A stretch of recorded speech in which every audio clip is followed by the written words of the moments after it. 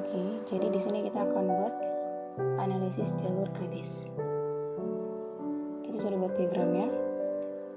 Lalu kita mulai dari diagram start. Di mana diagram start memiliki kolom ES, EF, LS, dan LF. Start kita mulai dari angka 0. Lalu kita pindahkan di ES.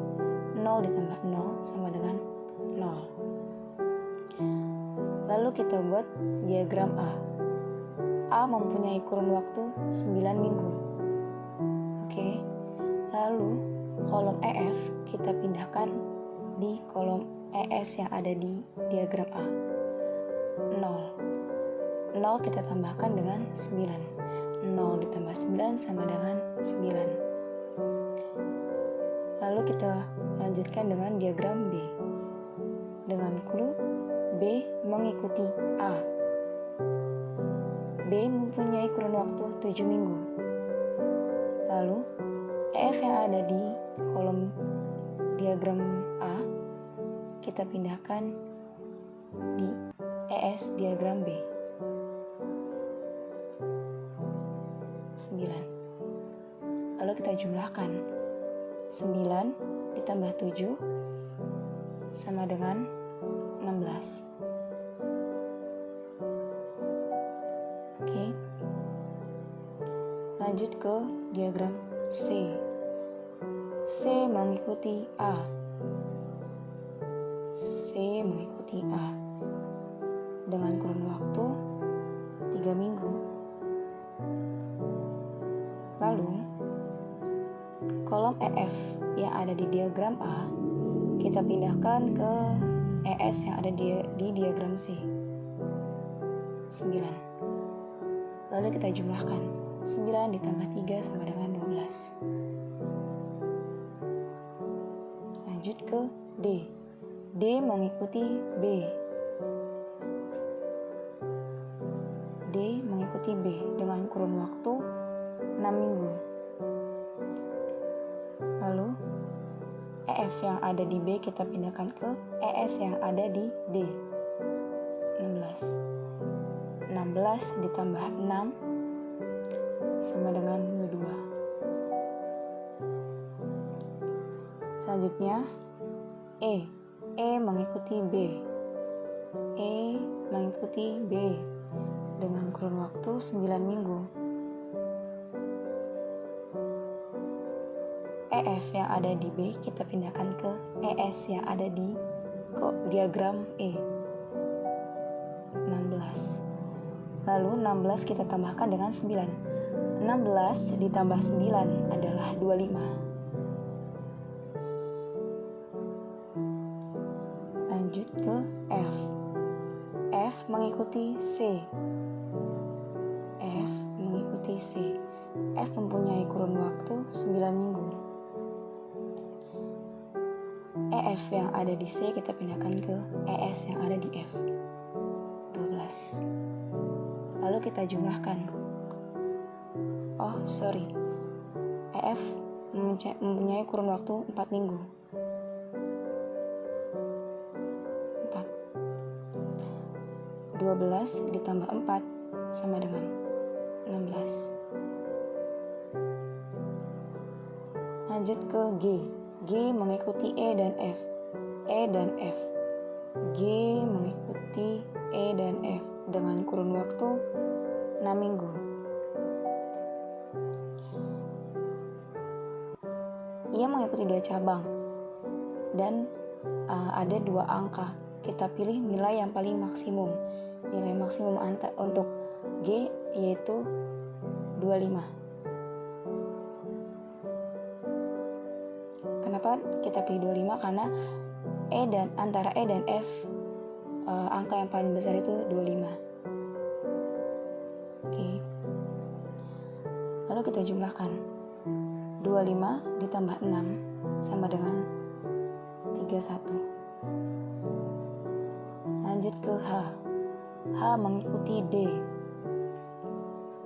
H mengikuti D dan mempunyai kurun waktu 5 minggu. EF yang ada di D kita pindahkan ke ES yang ada di H. Oke. Lalu kita jumlahkan, 22 ditambah 5 sama dengan 27. Lalu I mengikuti G dan H. I mengikuti G dan H. I dengan kurun waktu 3 minggu. Ini sama dengan diagram G. Kita cari nilai maksimum, nilai terbesar antara G dan H. Nilai terbesar antara G dan H yaitu 31.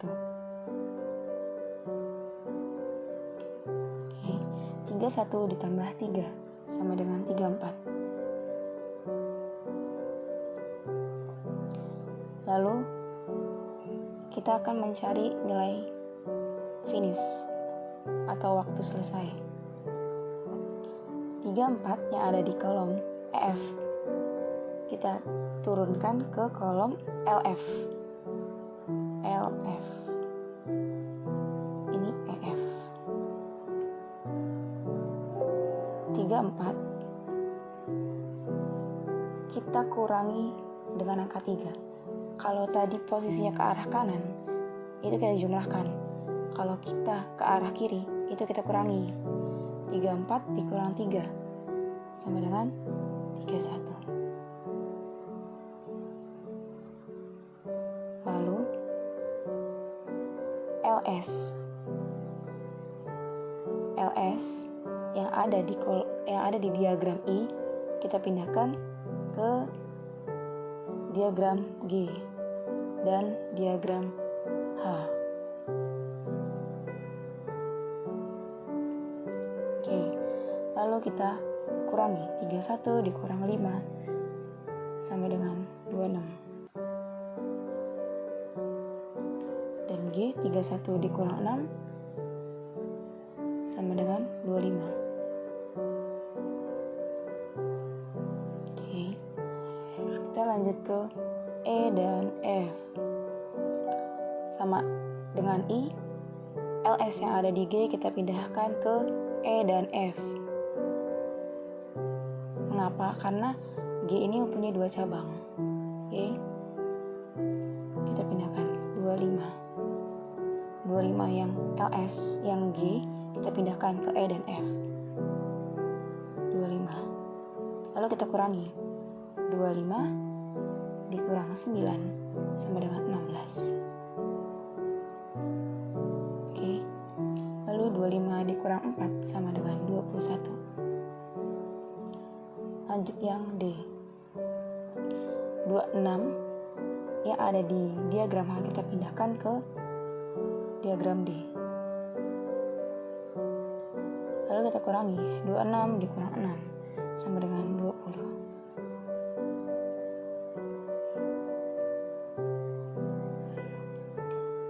Oke. Lalu kita menuju diagram B. Diagram B mempunyai 2 cabang, D dan E. Karena dia ke arah kiri, berarti kita mencari nilai minimum. Nilai LS minimum. Nilai LS. Ini LS. LS antara D dan E yaitu 16. Lalu kita kurangi. 16 dikurang 7 sama dengan 9. Lanjut ke C. LS yang ada di F kita pindahkan ke C. 21. 21 dikurangi 3 sama dengan 18. Oke. Lalu menuju diagram A. A sama dengan B. Seperti B. Dia mempunyai 2 cabang. Kita pilih nilai minimum antara LSC dengan LSB. Antara 18 dan 9. Minimumnya nilai angka 9. 9 dikurangi 9 sama dengan 0. Lalu 0 yang ada di diagram A kita pindahkan ke LF, diagram start. Lalu kita kurangi. 0 dikurang 0 sama dengan 0. Setelah kita selesaikan diagram ini, kita mencari nilai float. untuk menemukan jalur analisis kritis. Sekarang kita akan mencari jalur analisis kritisnya. Yang pertama, ES pada diagram A. ES pada diagram A itu ada 0. Lalu EF-nya ada 9. Lalu LS-nya ada 0. LF-nya ada 9. LS dikurang ES sama dengan 0. Jika hasilnya 0, berarti ia berada di jalur kritis iya. Oke. Lanjut ke diagram B. Diagram B mempunyai nilai ES 9,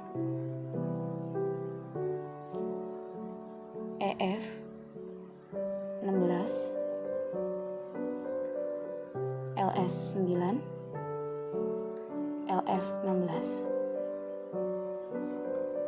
LS dikurang ES, 9 dikurang 9 sama dengan 0. Ia berada di jalur analisis kritis. Lalu ke diagram C. C mempunyai nilai ES 9, nilai EF 12, nilai LS 18, nilai LF 21. 18 LS dikurang ES, 18 dikurang 9 sama dengan 9. Karena hasilnya bukan 0, ia tidak berada di jalur analisis kritis. Lanjut ke diagram D. Diagram D mempunyai nilai ES 16, nilai EF 22, nilai LS 20, dan nilai LF 26. LS dikurangi ES, 20 dikurang 16 sama dengan 4. Karena dia bukan 0, berarti ia tidak. Lanjut diagram E. E mempunyai nilai ES 16, EF 25, LS 16, dan LF 25. 16 dikurang 16 sama dengan 0. Jawabannya ya. Lanjut ke F. ES 12, EF 16, LS 21,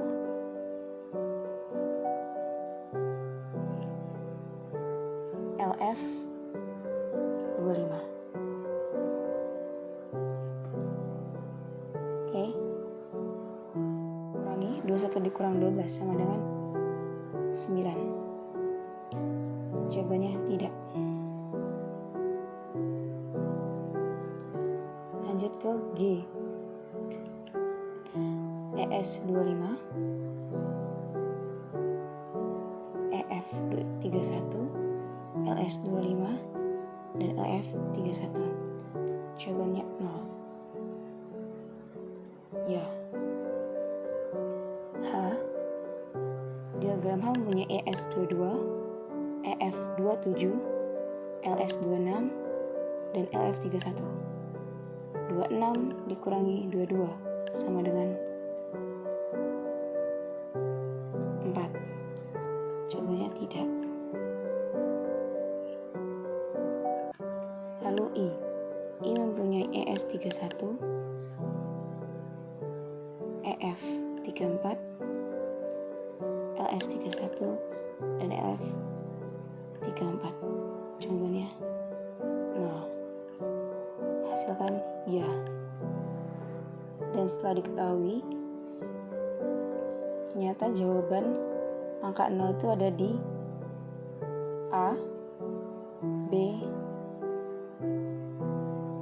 E, G, dan I. Jadi, jalur analisis